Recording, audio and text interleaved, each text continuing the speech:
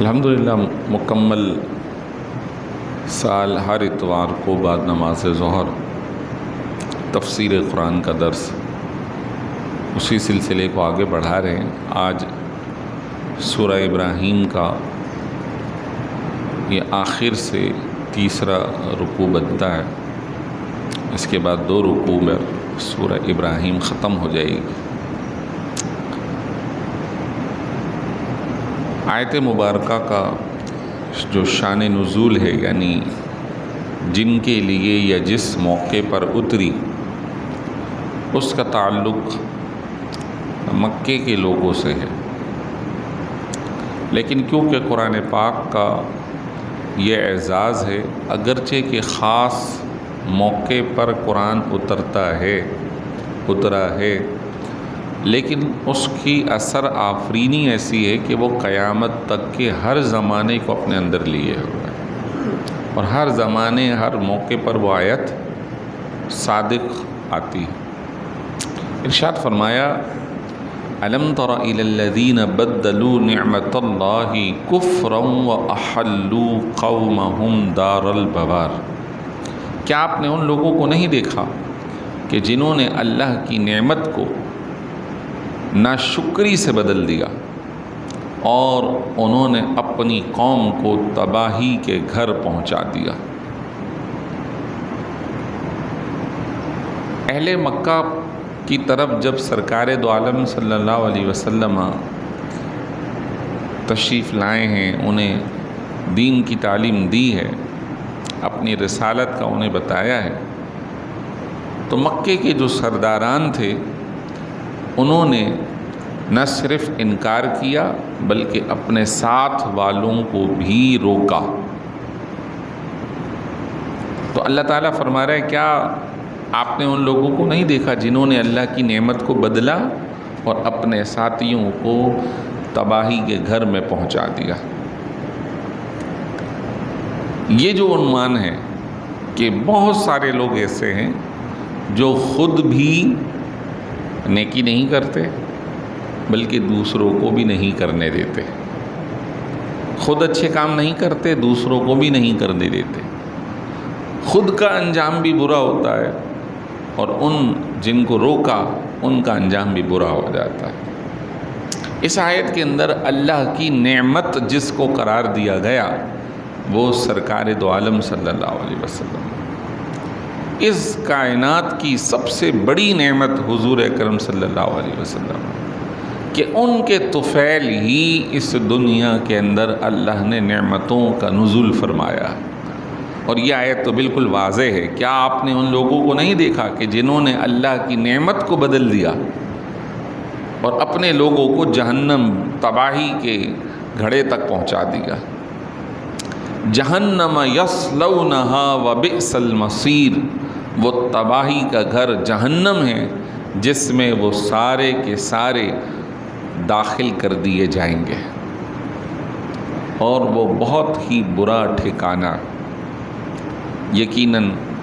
اللہ تبارک و تعالیٰ کی پناہ مانگنی چاہیے جہنم سے، کہ یہ جہنم وہ مقام ہے کہ جس کے اندر خود جہنم کے اپنے حصے بھی، در و دیوار بھی پناہ مانگتے ہیں، اس قدر شدید اذیت اور تکلیف کی جگہ۔ فرمایا، وَجَعَلُوا لِلَّهِ أَنْدَادًا لِيُضِلُّوا عَنْ سَبِيلِهِ، ان لوگوں نے اللہ کے لیے شریک بنائے تاکہ اللہ کے راستے سے دوسروں کو روک دیں۔ شریک بنائیں،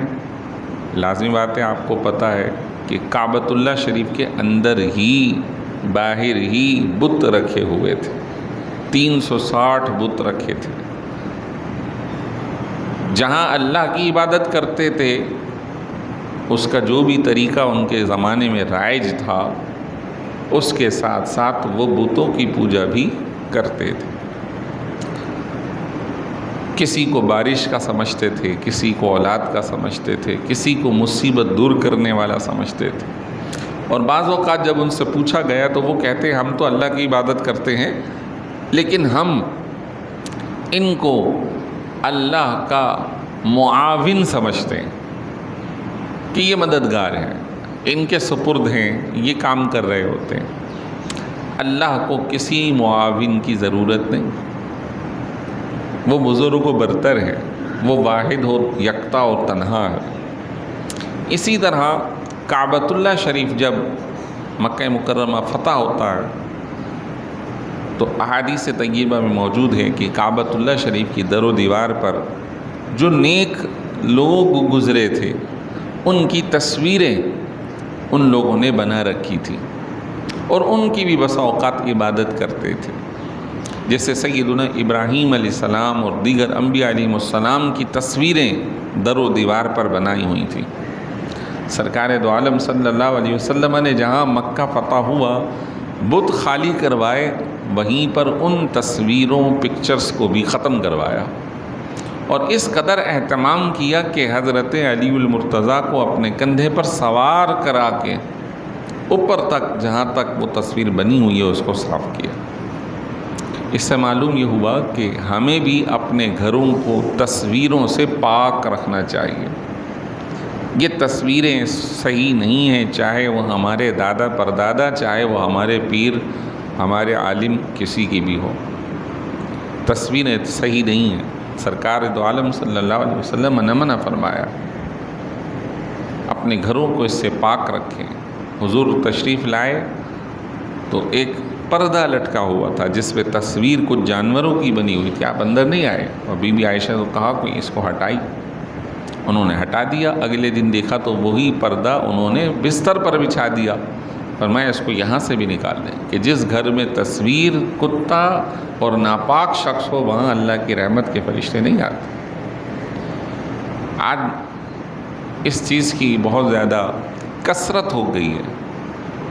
کہ شادی بیاہ کے البم بنتے ہیں اور بننے کے بعد وہ اپنے بیڈ روم میں، دیواروں پر، اپنے کمروں میں پورے سجاوٹ کے طور پہ وہ تصویریں لگی ہوئی ہوتی ہیں۔ اس سے منع کیا گیا ہے، اس کو دور کریں، اس سے گھر میں برکت نہیں آئے گی بلکہ برکت چلی جائے گی۔ سکون اور اطمینان شریعت مطہرہ پر عمل کرنے میں ہے۔ ارشاد فرمایا قُلْ تَمَتَّعُوا فَإِنَّ مَصِيرَكُمْ إِلَى النَّارِ، اے حبیب کہہ دیجئے برت لو جتنا برتنا ہے، جتنا رہنا ہے رہ لو، جتنا نفع اٹھانا ہے اٹھا لو، بے شک تمہارا ٹھکانہ تو جہنم ہی ہے۔ ان کافروں کو یہ بات بتائی گئی، لہٰذا جو بھی غیر مسلم ہے اس کے لیے دو ٹوک مسئلہ ہے، چاہے وہ کسی بھی علاقے، زمانے اور خاندان اور مال و دولت کا ہی مالک ہو، چاہے وہ کتنا ہی خوبصورت ہو، کتنا ہی کالا ہو، اس سے کوئی فرق نہیں پڑتا، اصل ایمان۔ ابو لہب بہت خوبصورت تھا، مالدار تھا، سردار تھا،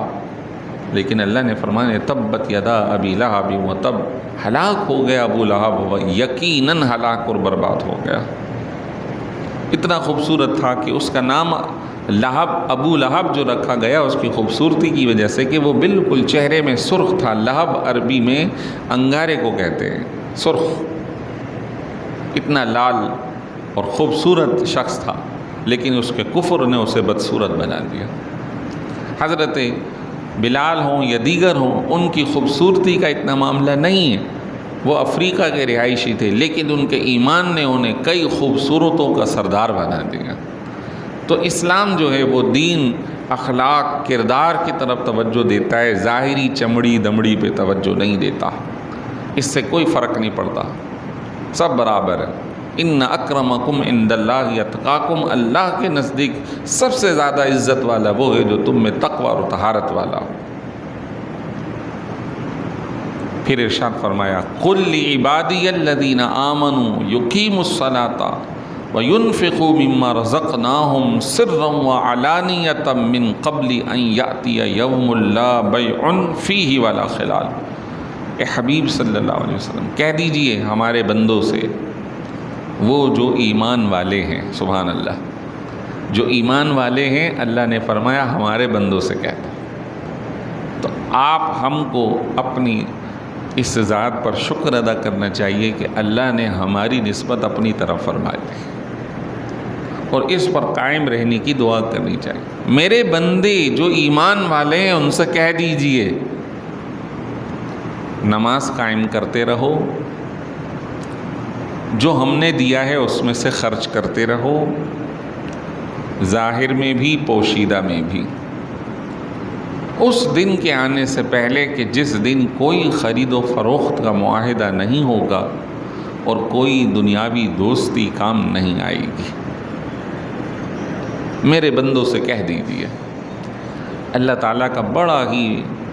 لطف اندوز یہ خطاب ہے، میرے بندوں سے کہہ دیں۔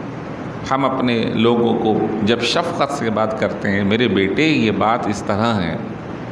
میرے بھائی میری بات اس طرح ہے، نصیحت ہے، والدین تسلی سے سمجھاتے ہیں، یہ بڑی لطف اندوز گفتگو ہے۔ میرے بندوں سے کہہ دیجئے قیامت کے آنے سے پہلے جس دن کوئی خرید و فروخت نہیں ہوگی، یہ نماز پڑھتے رہیں، یہ ہمارے دیے ہوئے میں سے خرچ کرتے رہیں۔ اس دن کوئی خرید و فروخت کام نہیں آئے گی کہ آج کوئی ایسا کام ہم کر لیں کہ جس میں نیکی خرید لیں اور بدی بیچ دیں، کوئی دوست مل جائے، نہیں، تو دنیاوی کوئی دوستی کام نہیں آئے گی۔ ہاں، دینی دوستی کام آئے گی، دینی دوستی کام آئے گی، علماء سے رابطہ کام آئے گا، شہداء سے رابطہ کام آئے گا، حفاظ سے رابطہ قائم جو ہے وہ کام آئے گا۔ جو بھی دیندار مخلص آدمی ہے، جو آپ کے بھلے کے لیے کام کرتا ہے، دین کی خدمت کرتا ہے، وہ کام آئے گا۔ صوفیاء، اولیاء، بزرگوں کا تعلق کام آئے گا۔ کیوں کہ اللہ تبارک و تعالی نے کئی ایک مقام پہ ارشاد فرمایا ہے کہ الاخلاء یومئذ بعضهم بعض الا المتقین، کہ ادھر کوئی ایک دوسرے کا دوست نہیں ہوگا لیکن متقی ایک دوسرے کے دوست ہوں گے۔ متقی کون ہے؟ صاحب ایمان ہے، دیندار لوگ ہیں۔ فرمایا یوم ندعو کل اناس بامامہم، ہم قیامت کے روز دنیا میں جن جن کی اتباع کرتے تھے ان کے ساتھ ان کو بلائیں گے، ان کے ساتھ بلائیں گے۔ صالحین کی وابستگی کام آئے گی۔ لیکن دنیاوی کوئی دوستی، آج دنیا کے دوستی کے اندر جن کے پاس مال ہے، جوانی ہے، آپ دیکھیں کہ خوب ناچ گانا یہ وہ گل چھڑ لوگ اڑا رہے ہیں، لیکن وہ آخرت میں مرنے کے بعد کچھ بھی کام نہیں آئیں گے جس کے اندر آپ نے لاکھوں کروڑوں روپے خرچ کر دیے۔ فرمایا اللہ الذی خلق السماوات والارض، اللہ وہ ہے کہ جس نے زمین و آسمان کو پیدا فرمایا، وَأَنزَلَ مِنَ السَّمَاءِ مَاءً، اور آسمان سے پانی کو اتارا، فَأَخْرَجَ مِنَ الثَّمَرَاتِ رِزْقًا لَكُمْ، اور پھر اس پانی کے ذریعے تمہارے کھانے کے لیے پھل فروٹ سبزیاں اگا دی، وَسَخَّرَ لَكُمُ الْفُلْكَ، تمہارے لیے کشتیوں کو مسخر کر دیا، لِتَجْرِيَ فِي الْبَحْرِ بِأَمْرِهِ، تاکہ وہ سمندر کی سطح پر اللہ کے حکم پر چلتے رہیں، وَسَخَّرَ لَكُمُ الْأَنْهَارَ، تمہارے لیے نہروں کو مسخر کر دیا، وَسَخَّرَ لَكُمُ الشَّمْسَ، تمہارے لیے سورج کو مسخر کر دیا، وَالْقَمَرَ، اور چاند کو مسخر کر دیا، دائبین، جو کہ مسلسل گردش میں ہیں، صبح و شام آ رہی ہیں، رات ہو رہی ہے، وَسَخَّرَ لَكُمُ اللَّيْلَ وَالنَّهَارَ، ہم نے تمہارے لیے رات کو مسخر کر دیا، ہم نے تمہارے لیے دن کو مسخر کر دیا، وَآتَاكُم مِّن كُلِّ مَا سَأَلْتُمُوهُ، اور ہم نے تمہیں وہ سب کچھ دے دیا جو تم نے مانگا، وَإِن تَعُدُّوا نِعْمَتَ اللَّهِ لَا تُحْصُوهَا، اگر تم اللہ کی نعمتوں کو شمار کرنے لگو گے تو تم شمار نہیں کر سکتے۔ آسمان تمہارے لیے، زمین تمہارے لیے، پانی تمہارے لیے، فروٹ تمہارے لیے، سورج تمہارے لیے، چاند تمہارے لیے، اللہ اکبر، کشتیاں سمندر میں تمہارے لیے چل رہی ہیں، سمندر تمہارے لیے مسخر کر دیا، جو تم نے مانگا وہ تمہیں دے دیا۔ کتنی نعمتیں دیں، گن نہیں سکتے۔ ان الانسان لظلوم کفار، لیکن انسان ضرور ظالم ہے، اپنے آپ پہ ظلم کرتا ہے، اللہ کی نافرمانی کر کے ظلم کرتا ہے، اللہ کی ناشکری کرتا ہے۔ خلاصہ کلام یہ ہے کہ یہ ساری نعمتیں ہمارے لیے بنائی ہیں، اور ہم سے ایک تقاضا ہے کہ اللہ کا شکر ادا کرو، نماز قائم کرو، جو دیا ہے اس سے اللہ کی راہ میں خرچ کرو، کہ قیامت کا دن بڑا سخت ہے۔ اللہ تعالیٰ